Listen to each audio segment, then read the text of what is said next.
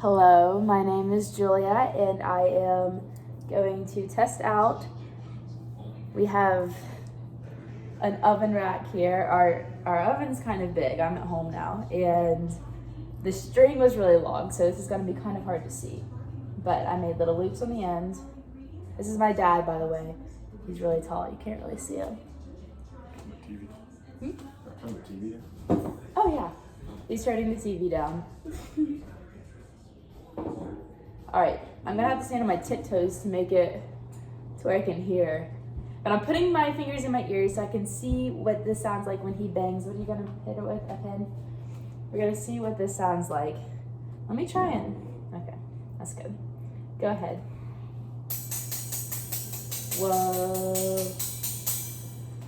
So it literally sounds like a gong. I don't know what you guys heard. You can bang it without me putting it in my ears real quick.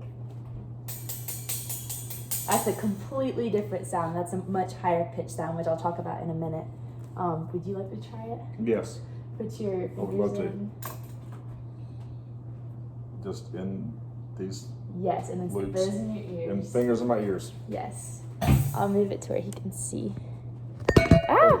Okay, the thing is vibrating right now, and that is freaky. Really? Did it hit the ground? Oh, it's like whistling hard. Okay, ready?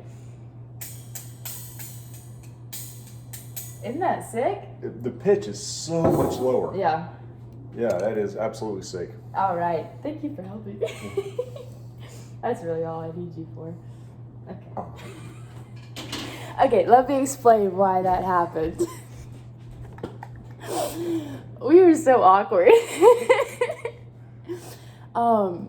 So with the strings in my ears, the pitch is obviously much deeper because the sound is traveling straight through solid objects versus when I'm just listening to myself bang it when he has it in his ears.